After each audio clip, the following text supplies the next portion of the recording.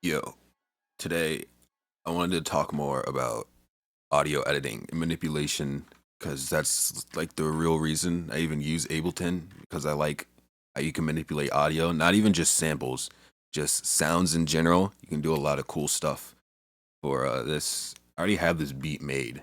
It sounds like this.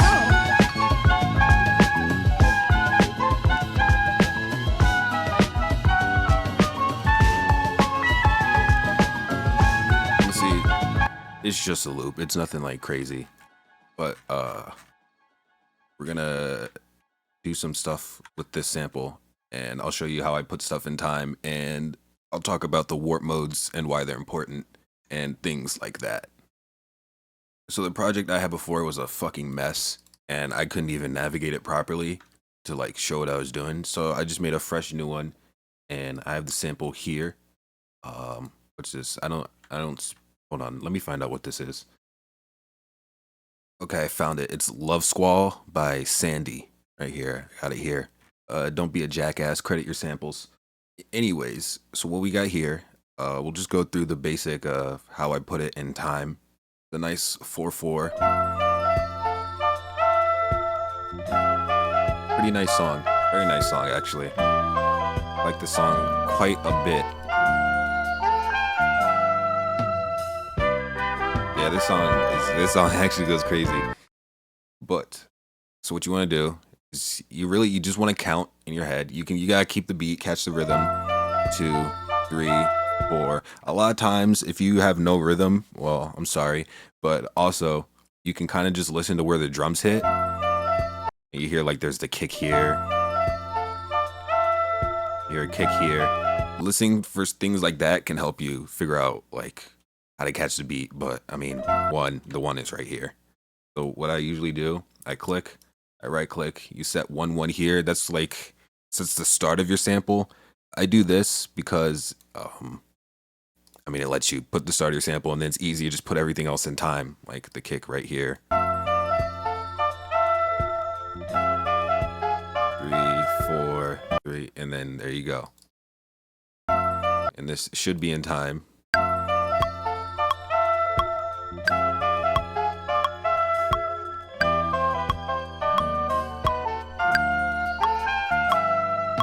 Look at that. It's really so easy in Ableton. You don't gotta open like Edison or anything. You don't gotta open another window or anything like that. You just click on it, you put the flag, the cursor.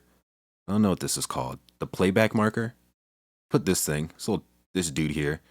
Put him where you find the one and you just write. And it doesn't even have to be here. That's the thing. You can like press Control E, take this part over here and you can find something over here.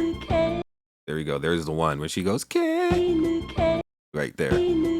Well, it's already there, but we can click here, set 1/1, and it'll move the one of the whole sample to right here. And you see, you have everything else. These are like negatives, though. Don't worry about that. You see where the one is? Oh, shit. Well, I don't know where the one is. I'm lost. It's right here. If you're lost in the sample, like comparing it to the view up here, you'll see there's an arrow that shows you where you are.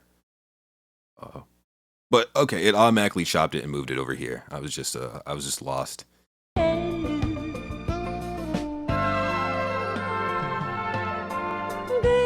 There you go. Look at that. Don't be tripped up by these notes here. By that, I don't want to generalize old songs by saying a lot of old songs, but a lot of old like 70s, 80s, like funk, AOR, disco songs. They have that little. That shit sounds nice, doesn't it? But it's not on beat. And I don't know why, but when I started, that was something that would catch me off guard. Because I don't know, for some reason, I would be trying to put this here, but that's not where it goes. It goes here, because it's on the and. Like if I was looping it, I don't know, for some reason I used to just like put it here, and then I get really confused, and I'd be like, why does it sound weird? I mean, it doesn't sound that weird, it's kind of cool, but it's not really relevant. Ignore this. Ignore the past minute of dialogue. So now that we have our sample in time, we're gonna look at the warp modes over here. And Ableton's cool because it has this little info view over here that explains whatever you're hovering over. So you see, it'll explain all the different warp modes. It says beats are for rhythmic audio, drum loops, tones is for well, I'll be honest, I don't use tones or texture. You'll really be using Repitch, Complex, and Complex Pro maybe sometimes. I just use Repitch, Complex. Sometimes I use Beats. Uh, I'll explain what Beats does. Beats is, well, actually, first I gotta explain what these little markers are here. So these are the transient markers, or the warp markers, whatever you want to call them. And kind of how I see them is just like a way of just grabbing the audio and moving it around. Look at that. You can do cool things like that. And so these are just the auto-generated warp markers that Ableton makes when it sees their like interesting peaks or points of interest, I assume. I don't know how the algorithm works. But if you don't like these warp markers, you can just double click and make your own, which can be useful if like something, if you got like a funky sample or something's out of time, or not even a sample, if you just have a weird sound, like here we can just get a bell sound. Look at that. If you want to do something weird to it, you'll see it already gave us transient markers, but if you want to like, say I just want to stretch this super far, well, there you go, I can. And it sounds, I don't know, horror, survival horror sound effect or something, I don't know. But yeah, that's what those are for. Transients are important. It's like it's how you touch the soul of the sample. It's how you manipulate the soul of the sample with, you move its cursed energy and shit. So that's important. And it's also important for beats because beats operates by the transients. So if I made this, so this sample's in 77 BPM. If I slowed it down to like 50, listen to how it's going to be.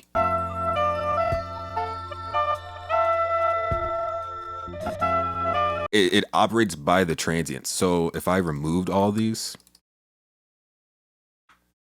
you just click delete to delete them. Look at how weird it's going to sound.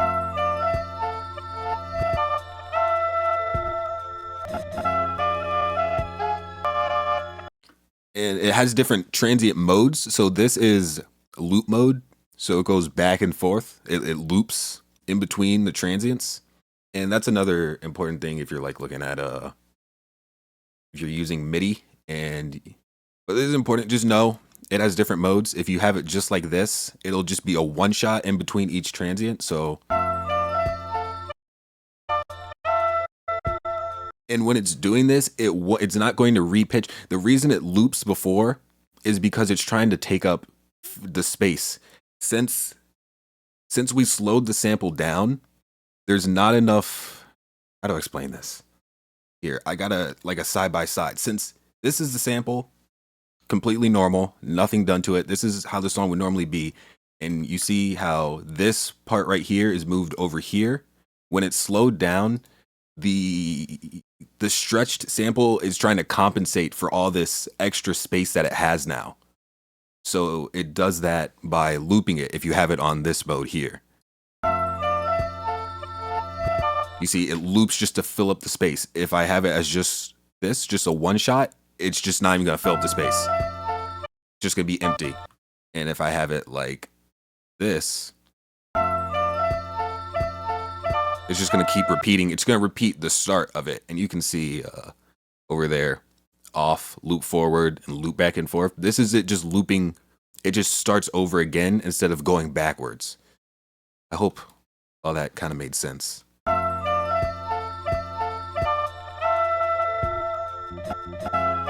See, and again, it operates by the transients. So if I added transient markers back, you see it operates a little different. If I have it at just the, if I have it off, it'll only hit sounds at the transients.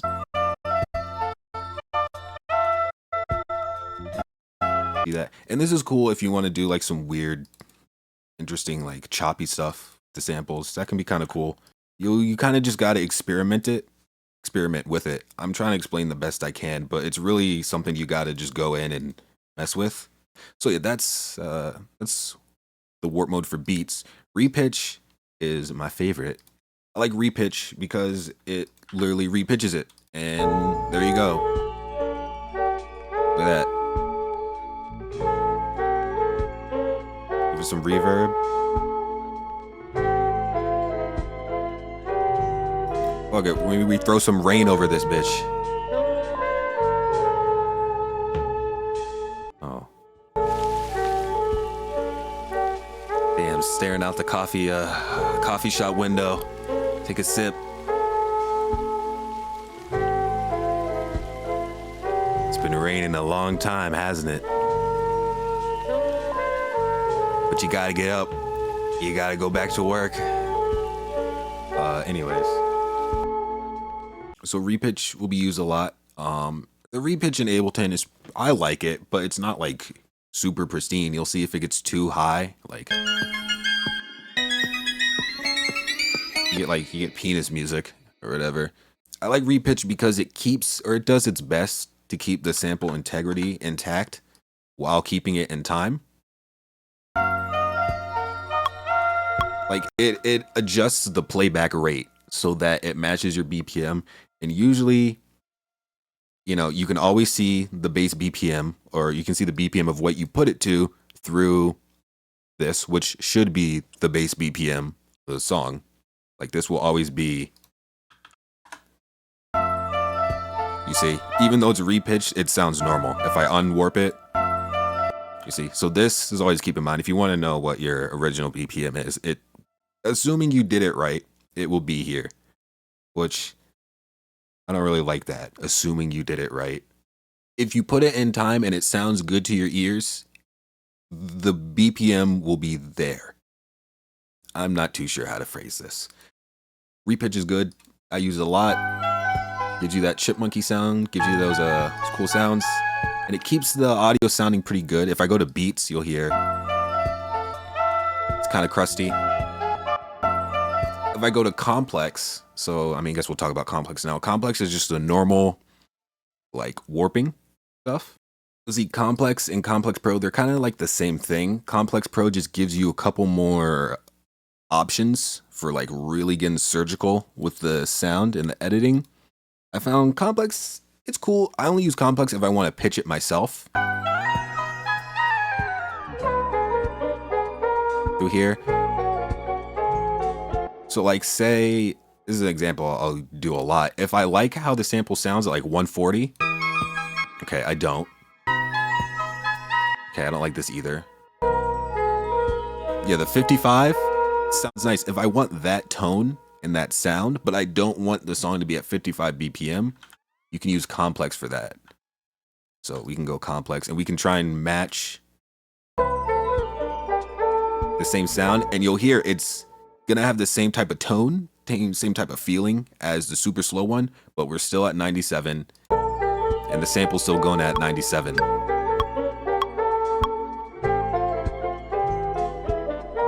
So that's a case where I'd use complex. You'll see complex pro makes it sound really fucked up because you have to manually adjust the formats in the envelope yourself.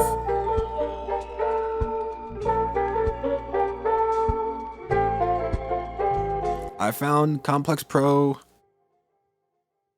is kind of, I don't know, I don't use it too much. It's not my favorite. So really, I use beats, repitch, and complex. Texture and tones, I've used them. You can read over here what they do. It's for like texture, for sounds and stuff. I don't really know. Oh, one more important thing about beats I forgot to mention. This little 100 here, keep it 100. This is the transient envelope, and this is like how much fade is in between these transients. So you'll see, I got a drum loop. You see the transients are on every drum hit. If I lower this like 50, how gradually lower it.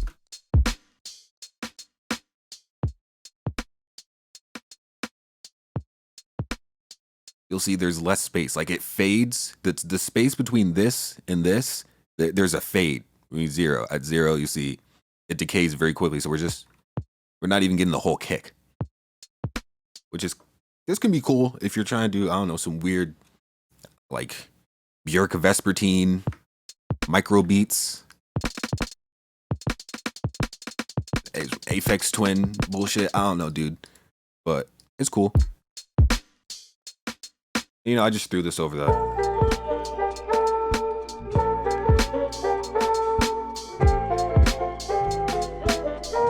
This is a little offbeat. We'll just loop this part.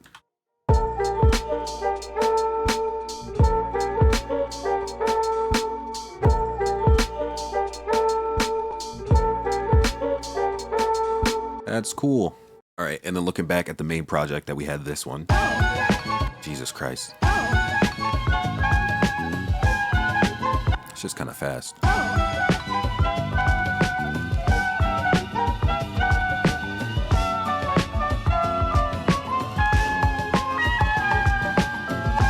Yeah, so whatever this is, I'll just show you what I did for it, might as well. In here, you know, this is on Repitch. There you go.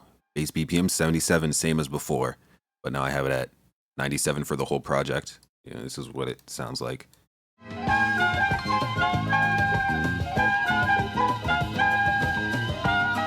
And something to keep in mind, when you're repitching, the repitch looks at the transients as well. So if I made a marker here and I move this over, this space right here, this group of audio and this group of audio, they're going to be repitched differently because they're different, like they're stretched differently. The playback is forced to be different because I reached in and grabbed its soul and moved the waveform around. So you'll see.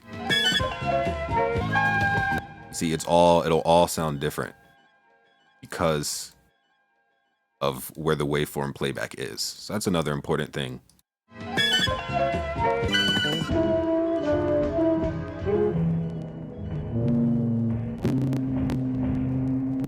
And that's another reason why sometimes I'll use complex, because complex lets you do all this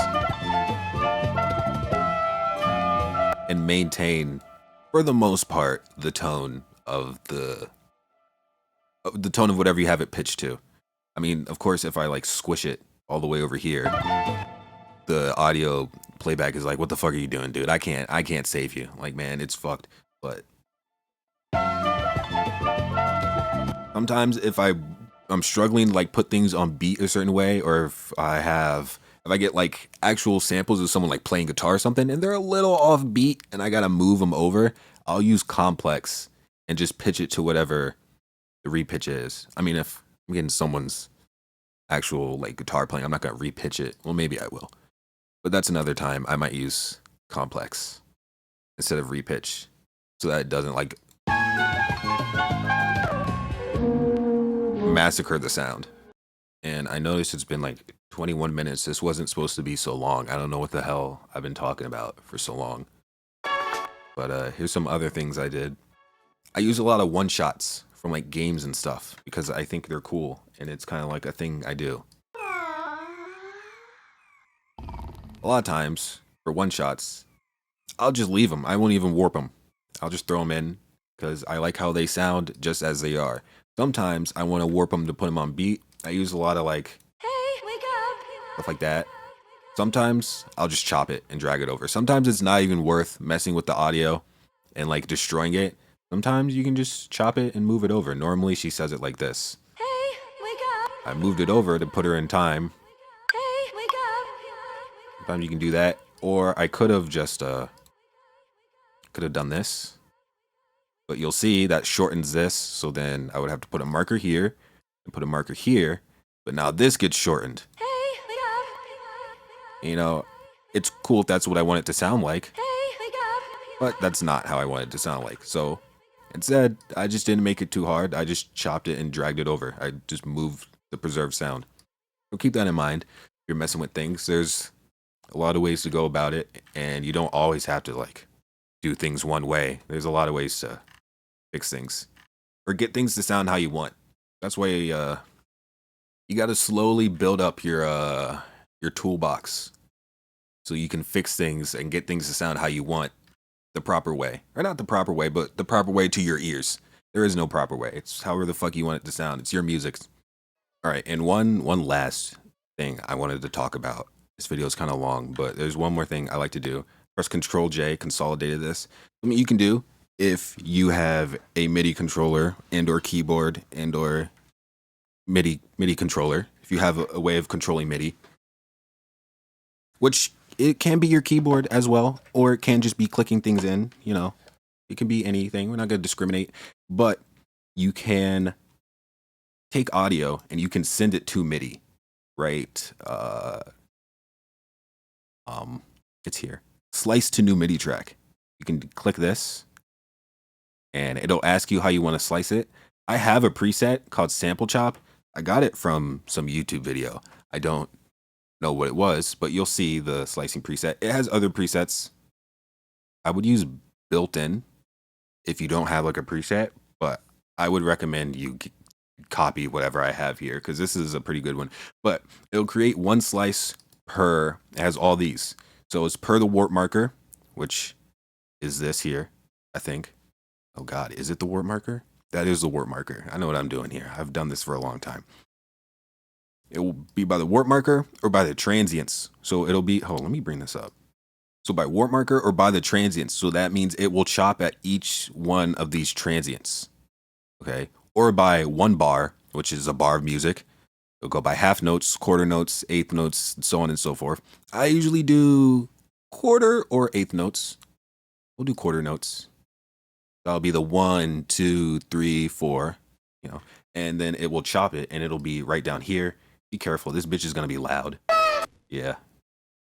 So I would lower it like immediately. I don't know why it's so loud, but it is. It's extremely fucking loud. I'd lower it 12 decibels.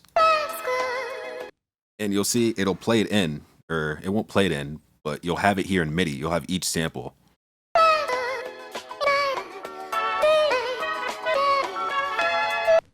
That's cool. You know, I don't like it pitched up like that. Give me 1 second. All right, there we go. I put it back to its normal sound because I can only take so much of the chipmunk voice, and Mrs. Sandy has quite a nice voice, so we shouldn't be bastardizing it.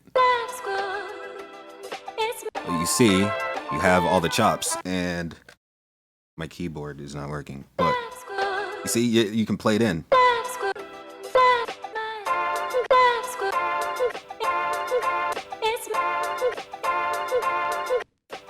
You can do stuff like that.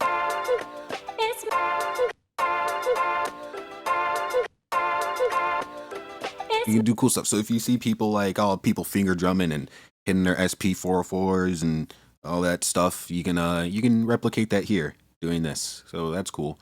And I'd usually like play it over a beat. I'd like just loop my drums. Get rid of this. You don't even need this here. This is you can actually delete this, or I don't delete things. I press 0 and just deactivate clips because you never know when you might need something again, but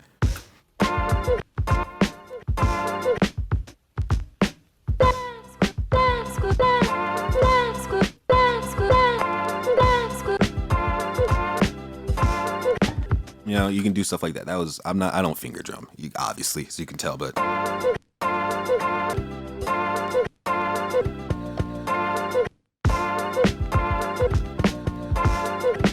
you know, and then you can click this to record in what you played, and you can fix all your horrible human mistakes, or you can keep them, whichever you want to do. But look at that. And then look at that. We can throw it over the drums.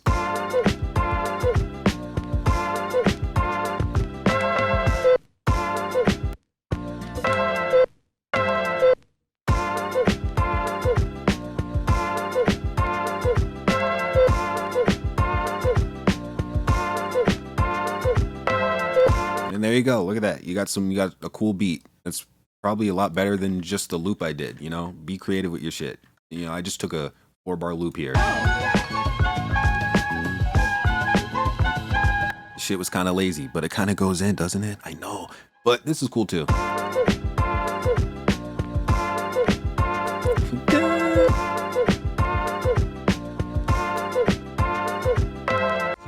to sleep sometime, blur it in your dreams so your people can stare at the rhymes. Real rhymes, not your everyday hologram. There you go. So you get some cool stuff like that, and you can in here, this is the sampler. Maybe we'll get into this on the next video because it's 30 minutes now. But this stuff, you can edit the samples. And you see here, the warp modes are the exact same.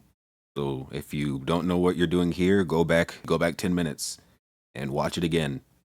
All right. Well, I think that's it.